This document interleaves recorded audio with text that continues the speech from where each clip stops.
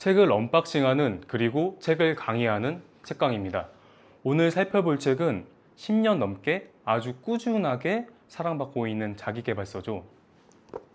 바로 회복탄력성이라고 김주환 교수님이 집필하신 책인데요. 많이 들어보셨죠? 아마 이 회복탄력성이라는 단어는 사회생활 하시면 한 번쯤은 들어보셨을 텐데 이 단어를 국내에서 처음 만드신 분이 바로 이 김주환 교수님이십니다. 자, 그럼 이 책을 통해서 우리가 얻어갈 수 있는 게 뭘까요? 바로 절망적인 상황에서 내가 무너졌을 때 마음을 다스릴 수 있는 힘을 길러준대요. 만약에 나는 하는 일마다 다 잘 되고 늘 성공하고 단 한 번도 실패한 경험이 없는 사람이에요. 그런 사람들은 읽을 필요가 없는 책입니다. 갖다 버리시면 됩니다.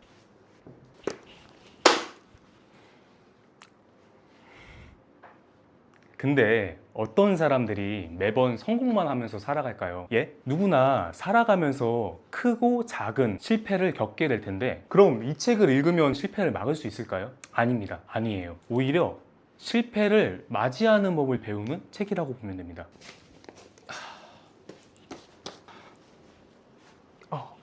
여기까지만 들었는데도 궁금하죠? 기대되죠? 제가 이 영상 하나만 봐도 이 책을 다 읽은 사람과 한 3시간 정도 대화할 수 있게 만들어 드릴게요. 자, 들어가기 전에 여기 작가의 말에 나와 있는 구절인데 회복탄력성은 소통 능력과 진정한 행복감에서 온다 라고 적혀 있어요. 스포를 하자면 놀랍게도 이 내용이 이 책의 전부입니다. 근데 책을 안 읽으면 이 내용의 깊은 뜻은 알 수가 없어요. 그러니 영상을 끝까지 봐주시면 이 한 문장까지도 얻어가시는 겁니다. 그럼 이제 제대로 들어갑시다. 회복 탄력성의 정의부터 알아볼까요? 역경과 시련을 극복하여 오히려 도약의 발판으로 만드는 힘을 회복 탄력성이라고 한대요. 그러니까 회복 탄력성은 역경? 오히려 좋아. 시련? 이래야 인생이지. 재밌잖아. 이렇게 절망을 이겨내고 오히려 그거를 이용할 수 있는 힘이라고 보시면 될 것 같습니다. 마치 고무공 같이 튕겨오져 오르는 탄성을 가진 힘이라고 보면 됩니다. 자, 다음. 자, 회복 탄력성에 재밌는 비밀이 있대요. 우리 모두는 인생의 역경을 얼마든지 이겨낼 잠재적인 힘을 가지고 있다. 저도 그렇고 너도 그렇고 얘도 그렇고 이 영상을 보고 있는 여러분 모두가 다 잠재적으로 회복 탄력성을 가지고 있다는 거예요. 내가 아직 회복 탄력성이 없어도 누구나 기를 수가 있는 거래요. 두 번째, 바닥을 쳐본 사람만이 더욱 높게 날아갈 수 있는 힘을 갖게 된다. 아까 회복 탄력성 고무공 같다고 했잖아요. 고무공은 많이 떨어지면 떨어질수록 높게 튀어오르죠. 회복 탄력성의 정의가 역경을 오히려 도약의 발판으로 삼는 힘이라고 했잖아요. 자, 우리가 바닥을 찍을 수는 있어. 근데 오히려 바닥이 있기 때문에 고무공 같이 튕겨져 오를 수가 있는 거예요. 자, 고생 없이 삶을 사는 사람 중에 커다란 업적을 남긴 경우는 찾기 힘들대요. 대기업이나 유명한 브랜드 있잖아요. 어디 떠올려지는 거 있으면 하나 생각해 보세요. 그 브랜드를 창립한 사람 자서전 읽어보면 어때요? 그러니까 뭔가를 이뤄도 고생 없이 이룬 분이 단 한 명도 없어요. 위인전에 나오는 인물들도 그랬다는 거예요. 위인들은 역경에도 불구하고 아닌 역경 덕분에 업적을 이룰 수 있었던 것. 이렇게 보니까 역경과 고난은 성공을 하기 위해서는 반드시 거쳐야 하는 관문 코스인 것 같네요. 그쵸? 근데 역경과 고난은 성공에 욕심이 있는 사람한테만 찾아오나요? 아니죠. 게다가 그런 사람들이 회복 탄력성까지 없으면 어떻게 될까요? 여기 보시면은 회복 탄력성이 없는 사람은 유리공이래요. 추락하게 되면 와장창. 그러니까 고무공의 반대는 유리공인 거예요. 아예 튀어오르지도 못하고 그냥 그 자리에서 그냥 무너지는 거예요. 깨져버린다는 거거든요. 회생 불가라는 겁니다. 그래서 우리에게 시련이 다가왔을 때를 대비해서라도 이 책은 회복 탄력성을 길러야 된다고 말하고 있습니다. 그리고 또 재미난 비밀. 어린 시절 부모나 가족들로부터 헌신적인 사랑과 신뢰를 받고 자란 사람들은 회복 탄력성이 높대요. 그러니까 회복 탄력성은 선천적인 게 어느 정도 작용하나 봐요. 저희가 이제 그 선천적인 건 기대하기는 어렵잖아요. 그래도 후천적으로 변화할 수 있다고 하는 말이 얼마나 희망적인 말입니까? 그리고 회복 탄력성이 낮은 사람일수록 조금만 노력해도 변화가 크다고 합니다.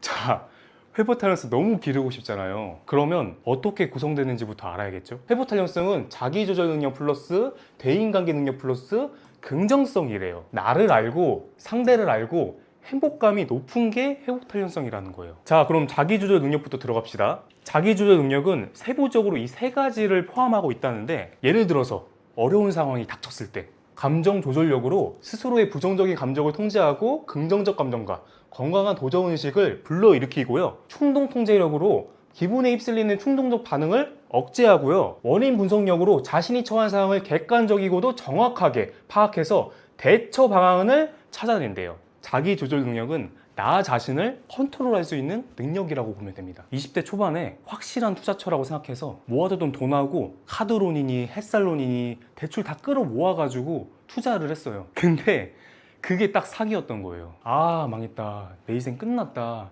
아니, 사회초년생한테는 너무나 큰 돈이잖아요. 근데 그런 감정을 통제하래요. 와, 이런 영화 같은 일이 있네. 아, 나한테 큰 돈이긴 하지만 몇십 년 모은 돈 안 날린 게 어디냐. 지금 젊을 때 사기당해서 다행이다. 내가 신중하지 못해서 일어난 일이니 경험이라고 생각하자. 이렇게 감정 조절을 해야 되고요. 당장이라도 이 사기꾼한테 전화해서 욕하고 싶죠. 찾아가서 멱살 잡고 싶잖아요. 근데 이런 충동적인 반응을 억제해야 된대요. 그리고 뭘 해야 되냐? 처한 상황을 객관적이고 정확하게 파악해서 대처 방안을 찾아내야 된다는 거죠. 아, 이거 부모님한테 말씀드려야 될지, 나 혼자서 해결 가능한 걸까? 아, 고소를 바로 해야 되는 건가? 일부라도 돈을 받을 방법이 있지 않을까? 이렇게 상황에 맞게 대처해야 된다는 겁니다. 이게 선천적으로 능력이 뛰어난 사람들이 있고요. 나머지 50에서 70%는 훈련을 통해서 얼마든지 향상시킬 수가 있대요. 자, 회복 탄력성의 두 번째 구성, 대인관계 능력인데요. 대인관계는 소통 능력하고 공감 능력하고 자아 확정력으로 나눌 수가 있대요. 대인관계 능력이 좋은 사람은 어떨까요? 자, 똑같이 4천만 원을 사기당한 거예요. 근데 이번에는 대인관계를 유지를 잘 해왔기 때문에 도와줄 사람이 여러 명 있는 거예요. 아, 나 진짜 돈 빌려주는 건 급표하는데 너라서 외면할 수 없다. 이제 어디서 투자 같은 거 하지 말고 착실하게 일해서 갚아. 야, 나는 돈을 못 빌려주겠는데 이런 데서 도움받을 수 있고 이렇게 저렇게 하면은 돈을 또 돌려받을 수 있는 방법이 있더라. 야야, 너는 겪어낼 거야. 응원한다. 예시를 돈으로 했지만 돈이 아니더라도 살아가면서 주변에 도움이 필요한 경우가 꽤 많습니다. 그럴 때 나 혼자 회복하기보다 주변 사람들을 통해서 회복하는 게 더 빠를 수가 있다는 거죠. 대인관계 능력이 좋은 사람의 특징이 뭘까요? 첫 번째, 소통 능력. 말을 유창하게 잘하는 사람이 설득을 잘할까요? 말 잘하는 거랑 설득 잘하는 거랑 별개예요. 말은 좀 어눌하게 해도 호감을 주는 사람들이 있잖아요. 그런 사람들이 말하면 굉장히 어눌하게 말하는데 이상하게 신뢰가 가고 설득이 됩니다. 자, 두 번째는 공감 능력. 다른 사람의 심리나 감정 상태를 잘 읽어낼 수 있는 능력이래요. 이거 잘하는 사람들의 특징이 들어주는 거 잘합니다. 많이 들어줘야지 또 공감도 할 수가 있겠죠. 마지막으로 자아 확정력이 뛰어난 사람들이 대인관계 능력이 좋대요. 자기 자신이 다른 사람과 연결되어 있다고 느끼는 정도, 유대감이라고 볼 수도 있겠네요. 근데 되게 재밌는 게 뭐냐면 마지막 한 줄이거든요. 좋은 친구는 우리의 소통 능력, 공감 능력, 자아 확장 능력을 높여준대요. 그러니까 좋은 친구 잘 사귀어 놓으면 대인관계 능력이 절로 좋아진대요. 예로부터 정말 많이 듣던 말이죠. 좋은 친구 잘 사귀어야 된다. 정말 친구 잘 사귀어야 됩니다. 그리고 나부터가 좋은 친구가 되어야 하고요. 여기서 좋은 친구의 기준이 뭔지는 저희가 뒷단에서 알아보도록 하겠습니다. 이제 회복 탄력성의 마지막 구성이죠. 긍정적인 정서예요. 긍정적인 마음이 중요하다는 거거든요. 여기서 말하는 것 중에서 되게 중요한 내용이 있어요. 회복 탄력성을 결정하는 결정적인 두 가지가 자기조절 능력과 대인관계 능력이래요. 앞전에 설명했던 두 가지만 잘 기억하고 익혀도 회복 탄력성이 올라간다는 거죠. 근데 웃긴 건 이 두 가지 능력을 길러주는 게 긍정적 정서라는 거예요. 이 긍정적 정서가 이 두 가지의 힘을 길러준대요. 긍정성이 없으면 앞에 있는 이 두 가지를 기를 수가 없대요. 되게 아이러니하죠? 아니 근데 어떻게 보면 되게 쉬운 거예요. 이 긍정성만 높이면은 회복 탄력성이 높아진다는 거니까. 자, 정리하고 갈게요. 여기도 되게 중요한 내용인데 긍정적 정서를 지닌다는 거는 긍정적인 뇌로 바뀌는 거래요. 긍정적인 정서를 조종할 수 있는 능력을 우리는 행복이라고 한다. 이거 되게 중요한 내용이거든요. 봐봐요. 한국인들의 긍정성이 우려할 만한 수준으로 낮대요. 비관적으로 살아간다는 거죠. 다들 우울증을 다 달고 살아요. OECD 국가 중 자살률도 1위래요. 주변에도 행복하다고 말하는 사람들을 찾아보기가 힘들어요. 왜냐하면 어렸을 때부터 치열하게 경쟁을 하면서 살아왔기 때문에 뭔가를 이뤄내고 성취를 해야지 행복할 줄 안다는 거예요. 여러분, 좋은 대학을 가야지 행복할까요? 좋은 직장에 취업을 해야지 행복할까요? 많은 돈을 벌어야지 행복할까요? 유명한 사람이 되어야지 행복할까요? 내 꿈을 이뤄내야지 행복할까요? 다 아니라는 거예요. 다 아니에요. 왜냐하면 저만 봐도 지금까지 이룬 게 크게 없고 돈도 많이 없어요. 근데 뭔가를 도전할 수 있는 지금이 정말 행복하거든요. 여기서 말하는 거는 긍정적인 정서를 조종할 수 있는 능력이 행복이라는 거예요. 내 감정을 원하는 방향으로 조종할 수 있는 긍정의 뇌를 탑재해야지 행복할 수 있다는 거예요. 행복해야 회복 탄력성이 높아지겠죠. 그만큼 회복 탄력성을 기르기 위해서는 긍정성이 중요하다고 볼 수 있겠습니다. 자, 이제 본격적으로 회복 탄력성을 기르는 방법에 대해서 설명하고 있어요. 회복 탄력성은 크게 자기조절 능력, 대인관계 능력, 긍정성으로 세 가지로 나눌 수가 있었죠. 이제 세부적으로 기르는 방법을 소개하고 있는데 자기조절 능력부터 들어가겠습니다.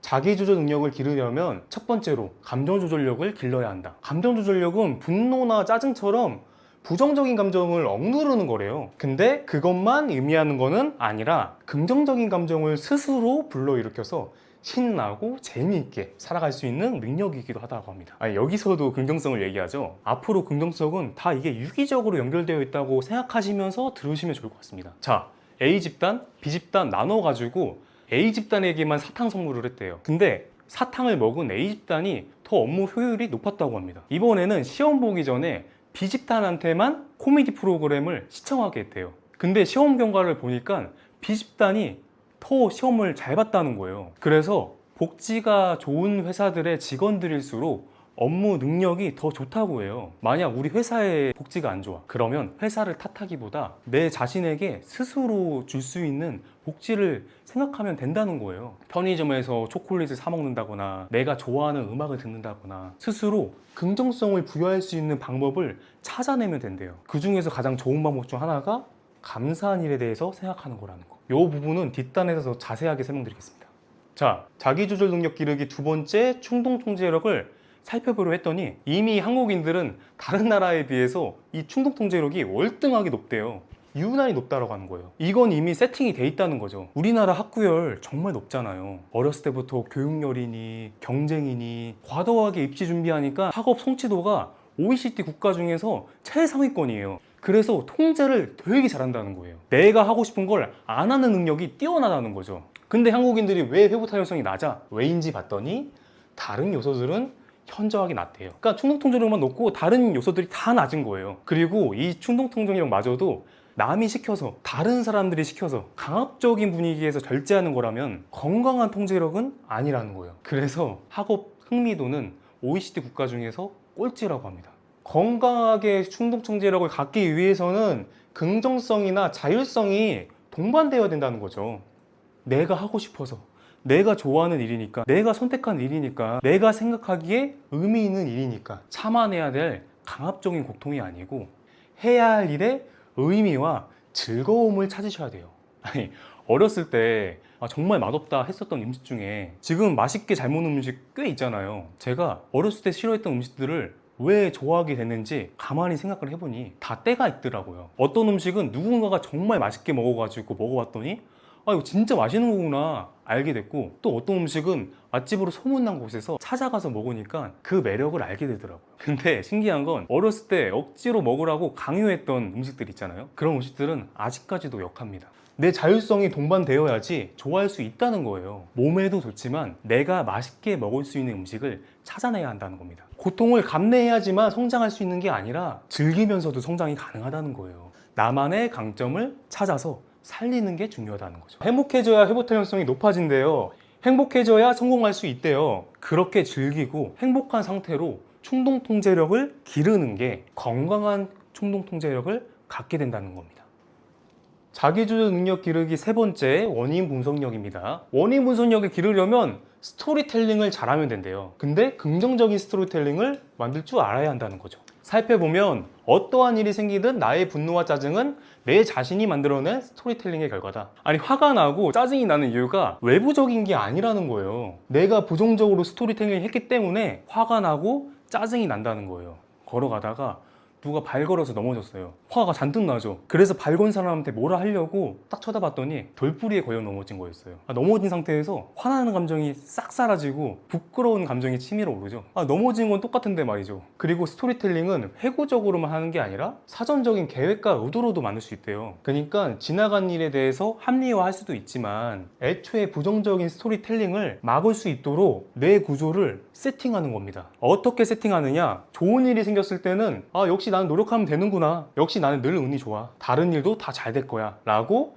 개인성, 영속성, 보편성으로 스토리텔링을 하는 거고요. 나쁜 일이 생겼을 때는 실패는 누구나 할 수 있지, 이번에는 실패했어, 이 프로젝트만 실패했을 뿐이야 라고 비개인성, 일시성, 투수성으로 스토리텔링 하라는 겁니다. 근데 회복 탄력성이 낮은 사람들은 이 두 가지를 반대로 해요. 좀 우픕니다.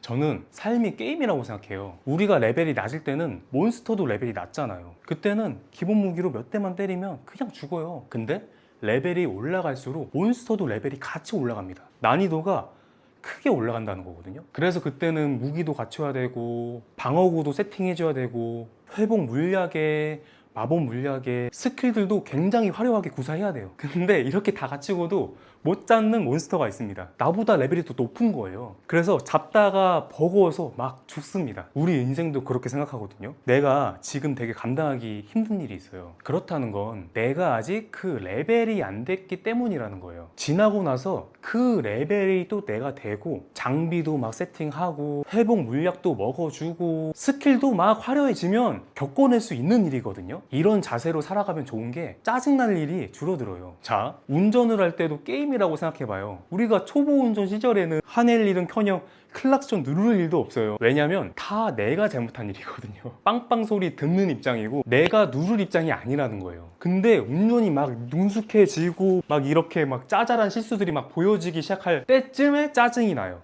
얘 운전 더럽게 못하네. 여기서 끼어들면 어쩌자는 거야. 얘는 왜 갑자기 급정거하는 거야. 아니 1차선인데 정수주행하고 있어. 그런 거 아니야? 근데 우리가 레벨이 높아졌기 때문에 보이는 상황들인 거거든요. 레벨이 낮을 때는 우리가 더 운전을 더럽게 못했어요. 물론 초보 운전도 아닌데 아직까지 운전을 이상하게 하시는 분들도 있어요. 근데 그 상황들을 게임처럼 즐기셔야 돼요. 게임이라면 우와, 레벨이 높아질수록 난이도가 올라가네? 와, 이렇게 거칠게 운전하는 차도 등장하는구나, 이런 레벨에선. 저 차는 왜 자기가 잘못하고 왜 빵빵거리지? 인내력 테스트구나. 이런 교란 작전에 넘어가면 안 되지. 이거 1차선 정수주행은 너무 화나는데 내 레벨이 아직 버겁나 보다. 근데 이번에 경험치 조금만 더 쌓이면 레벨업 할 거야.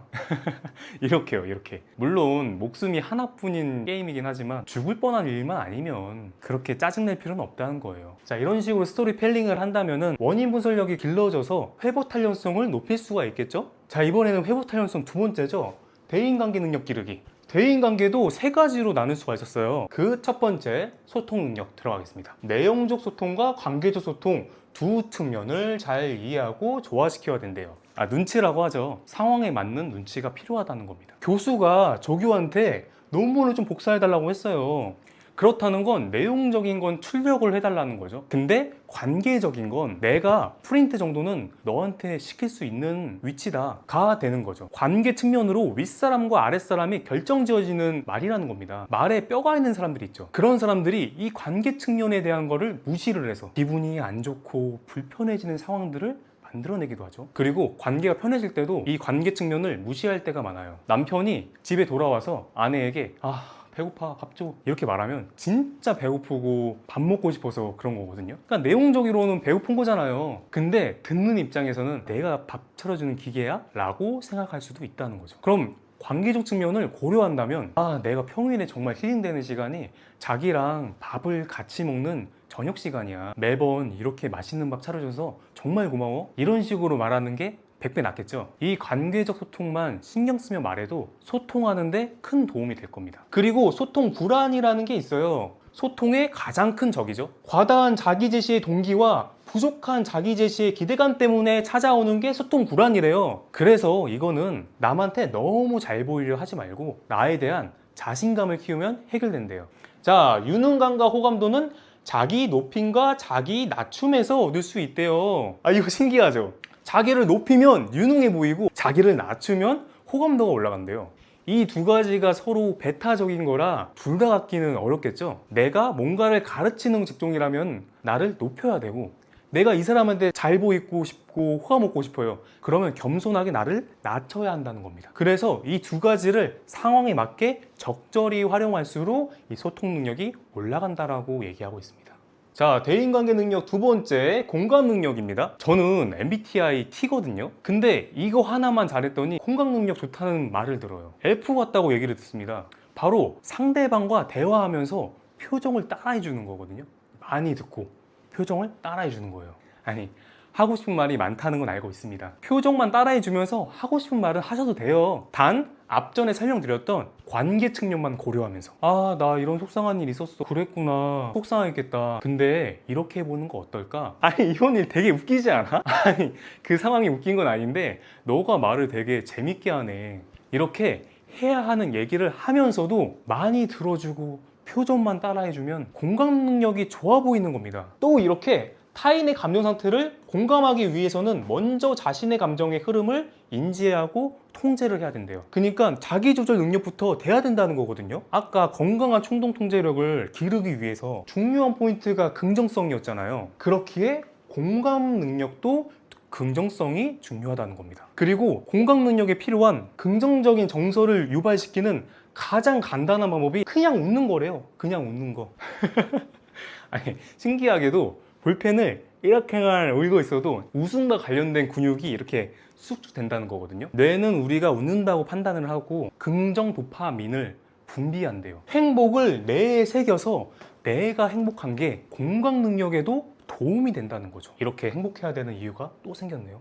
대인관계 능력 기르기 마지막 자아 확장력입니다. 자아 확장력 기르려면 자아 확장력도 근본이 긍정적 정서래요. 자아 확장력이 내가 다른 사람과 연결되어 있다 느끼는 정도라고 했잖아요. 친한 친구 다들 한 명씩 있잖아요. 나 얘랑 친해 라고 말할 수 있는 친구 있죠. 그런 친구를 돌이켜보면 긍정적 정서를 나누고 있는 친구들이에요. 웃고 떠들고 같이 행복을 나누는, 같이 있으면 행복하고 유대감이라는 것도 행복을 나눌 때 가장 크게 쌓인다고 하더라고요. 그래서 긍정적 정서만이 사람들을 하나로 묶어준대요. 요새 가난하면 애 낳지 말라는 사람들이 있던데 돈보다 더 중요한 게 사랑이래요. 돈 펑펑 쓰면서 자란 아이보다 사랑받으면서 자란 아이가 훨씬 더 행복하대요. 여기 주민 대다수가 가난하고 범죄자이고 알코올 중독자고 정신질환자인 마을이 있어요. 그래서 여기서 태어난 신생아들 800명을 추적한 거죠. 어떻게 추적했냐? 이 중에서도 극단적으로 열악한 환경의 가정 200명을 또 추려서 40년 동안 추적을 했대요. 아니, 열악한 가정이 아이에게 나쁜 영향을 끼치는 거는 누구나 다 아는 사실이에요. 그럼 여기 있던 200명 다 문제가 되어야 되는 게 그게 맞잖아요? 그렇대요. 대부분 다 문제가 있었대요. 근데 3분의 1은 아니라는 거예요. 3분의 1은 달랐다는 거예요. 행복하게 되게 잘 산다는 거예요. 그게 바로 사랑받았냐 안 받았냐의 차이래요. 아이는 어려서부터 무조건적으로 사랑을 베풀고 신뢰를 보내주는 어른이 필요하답니다. 그래야 긍정적 정서가 자라서 회복 탄력성이 높아집니다. 행복한 사람이 된다는 거예요. 아이에게 정말 필요한 부모가 되기 위해서는 남 부끄럽지 않게 얼마나 아이에게 많은 돈을 투자했느냐 보다 부족하더라도 감사한 마음으로 늘 행복하게 아이에게 사랑을 베풀 수 있을지가 더 중요할 것 같습니다. 마지막으로 아까 대인관계 능력 기르기 위해서는 좋은 친구가 필요하다고 했잖아요. 그 기준이 여기서 나옵니다. 좋은 친구는 서로 격려해주고 정신적인 지지를 보내주는 친구다. 자, 이제 우리는 선천적인 방식으로 회복 탄력성을 기르기는 어렵잖아요. 그럼 이런 좋은 친구라도 많이 만들어주면 좋겠죠? 자, 이제 마지막 관문입니다. 긍정성이 회복 탄력성에 정말 중요하다 했잖아요. 긍정성이 있어야 자기조절 능력도 기를 수 있고 대인관계 능력도 기를 수 있다고 했죠. 긍정성을 기르려면 행복의 기본 수준을 높여야 된대요. 낙관적인 사람이 되어야 된다는 거죠. 우리가 복권만 당첨된다고 하면은 행복할 수 있을 것 같죠. 인생이 막 바뀔 것 같잖아요. 근데 복권에 당첨된 사람들에 대한 행복 수준이 일반인들과 별다른 차이가 없대요. 이해 안 되죠? 말도 안 되죠? 근데 그렇다는 거예요. 그리고 더 놀라운 게 교통사고로 장애인이 된 사람들의 행복 수준도 일반인과 별다른 차이가 없대요. 너무 신기하지 않아요? 우리가 그동안 잘못 알고 있었어요. 복권에 당첨된 사람들은 행복한 사람들이다. 교통사고로 몸이 망가진 사람들은 불행한 사람들이다 라고 알고 있었는데 그게 아니라는 거예요. 바로 이 행복의 자동 온도 조절 장치라는 이론인 건데 이게 모든 이들은 일시적으로 우리를 행복하게 혹은 불행하게 만들 뿐이래요. 일정한 시간이 지나면 다시 자신의 본래의 행복 수준으로 되돌아온대요. 그러니까 내 행복의 수준이 이렇게 흘러가는데 계속 여기에 논다는 거죠. 그러니까 이렇게 그래프가 있으면은 어떤 사람은 여기서 노는 거고 어떤 사람은 여기에서 노는 거고 또 어떤 사람은 이 바닥에서 논다는 거예요. 그럼 이 위에서 노는 사람들은 이 위에서 아무리 불행해도 이 바닥에서 행복한 사람보다 더 행복 지수가 높다는 거거든요. 그래서 우리는 이 기본 행복 수준을 높여야 된다는 거예요. 이 기본 행복 수준도 50%는 유전이래요. 선천적으로 어쩔 수가 없어. 하지만 우리는 체계적으로 노력을 통해서 이 행복의 기본 수준을 높여야 돼요. 낙관적인 사람이 돼야 된다는 거예요. 이 낙관성은 객관적인 위험성을 과도하게 평가절하하는 낙천주의하고는 달라요. 아, 이 사람 되게 낙천적이다 라고 하면 매사에 막 어떻게 보면 대가리 꽃밭이라고 부르는 사람들 있잖아요. 그런 거랑 다르다는 거예요. 매사 다 좋다, 그냥 욕해도 좋다, 이게 아니라 낙관적인 사람들은 통제 소재를 자기 안에서 찾는다는 거예요. 그러면 노력하면은 얼마든지 내가 바꿀 수 있는 세상이다 라고 생각을 한다는 거예요. 아까 긍정적인 정서를 조종할 수 있는 능력이 행복이라고 했죠. 그렇게 돼야 된다는 거죠. 자, 그러면 긍정적인 뇌를 만들어야 되잖아요. 우리가 어떻게 만들까요? 가장 쉬운 방법으로 소개를 하고 있는데 다음 보겠습니다. 오늘 이 두 가지만 알아가셔도 좋을 것 같아요. 자, 회복탄력성은 이 책 한 권 읽는다고 해서 달라지는 게 아니라는 거예요. 마치 근육 같은 거래요. 운동 한 번 했다고 근육 생기지 않잖아요. 그런 거랑 같다는 거예요. 회복탄력성도 긍정적인 뇌 근육을 키울 수 있는 운동을 해줘야지 길러진대요. 이 긍정적인 뇌를 만들기 위한 가장 확실한 두 가지 습관이 있습니다. 첫 번째로는 감사하기입니다. 마음의 좋은 습관이죠. 심장 박동수를 가장 건강하고도 이상적으로 유지시켜주는 최고의 긍정적 정서는 바로 감사하는 마음이다. 이 감사하는 마음만 가져도 긍정성이 올라간다는 거죠.